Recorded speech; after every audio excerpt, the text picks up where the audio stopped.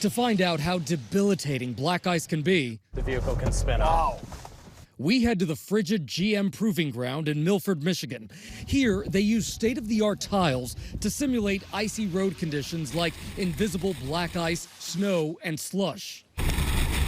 Essentially a runway to put its vehicles through the worst winter has to offer. Josh Stidham is a Chevrolet engineer, and he says some of those scary spinouts likely occur in older cars without anti-lock brakes or electronic stability control. So for our first demonstration, we intentionally disabled those systems. I'm only doing 30 miles an hour, but if I slam on the brakes, you can see that with no system active, you can see that I don't have any control. I'm just sliding no matter what steering input I put in. You're turning that wheel, nothing's happening. Correct.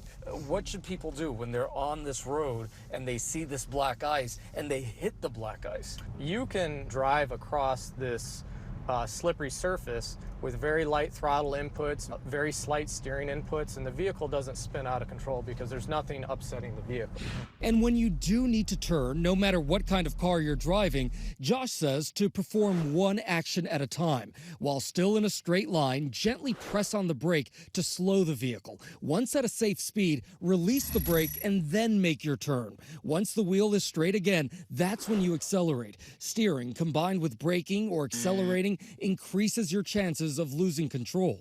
You should try to do one and only one thing at the same time. If you can't avoid a fishtail, you want to steer calmly in the direction you want to go. So basically, if the rear of the vehicle is moving to the right, you want to steer to the right. Now we reactivate the anti-lock brakes and electronic stability control. That tells each wheel when to brake, now required on all cars and most trucks and SUVs built after 2012. I'm braking, you can see I'm steering, the vehicle is going where I want to, it's not out of control. When you start turning, that's when you start losing control. The system, though, is activating, and the system is keeping the car pretty much in control. But Josh warns no system is foolproof. His number one tip for all drivers, a simple one. If conditions are inclement out there, slow down. And that was Gio Benitez reporting. Also, another safety measure on the road, of course, never drink and drive. And if you look here, these are police in Freetown, Massachusetts that are spreading that important message with a creative Christmas-themed sign. It says, he sees you when you're speeding, he knows when you don't brake, he knows if you've had a few, so don't go over .08.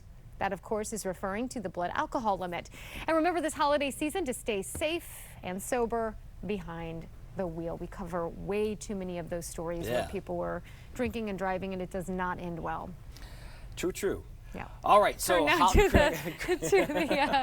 that note, Christmas is come and gone, and now all eyes are focused on ringing in the new year. It's hard to believe that a week from now it's already be 2020.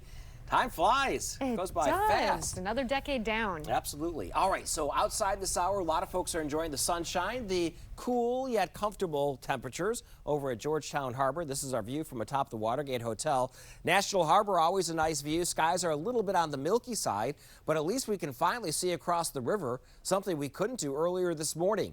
Over toward Roslyn and the Lincoln, traffic at the bottom of your screen looks to be moving just fine. Visibility has improved dramatically. Now 9 miles over at Reagan National Airport. Strobe Watch 7 satellite radar. If you're looking for added cloud cover, head off toward the west. Western Maryland, Garrett, Allegheny, and Washington counties. Temperatures are warming up, although a little bit slow side. 50 in Manassas, 47 degrees at Reagan National, 42 Upper Marlboro, already the lower 50s in Leonardtown. Farther south and west of town, middle 50s for Luray and Culpeper. Here's your out to lunch forecast. Maybe you're doing a little bit of holiday shopping too while you're at it. Temperatures will be in the 40s to around 50 degrees. Mix of sun and clouds. Now for this evening, if you are going to be out and about, a jacket absolutely necessary, but an umbrella, not going to need it, at least not this time around. As we head into the overnight, low temperatures will drop down to around 34 to 40 degrees. Partly cloudy skies. We will see widespread fog come later on tonight into early tomorrow morning. Wake up temperatures will be on the cool side for your Friday. This week is going by fast. 36 degrees in Leesburg tomorrow. Temperatures around 40 degrees early on for the district, Arlington and Alexandria. Hourly forecast for tomorrow shows high temperatures. They'll be in the lower 50s, more clouds than sun, but we do stay dry as we move through the day. Next wet weather maker set to arrive here as we move toward the end of the upcoming weekend. Models have slowed it down a little bit for Sunday morning, and then we'll pick things up as we head into Sunday afternoon and evening with wet weather, and those showers will linger into early Monday and may slow traffic down just a little bit. Ringing in the new year, here is your first look. We're looking at temperatures New Year's Eve in the lower 40s as we welcome 2020. 7-day outlook from Stormwatch 7 shows highs near 60. Come Sunday and Monday, we are going to look for our temperatures to cool down as we move into next week. The holiday sale at Sims. There's still time. It's the end of Happy Honda Days. At your local Honda dealer. It's your last chance.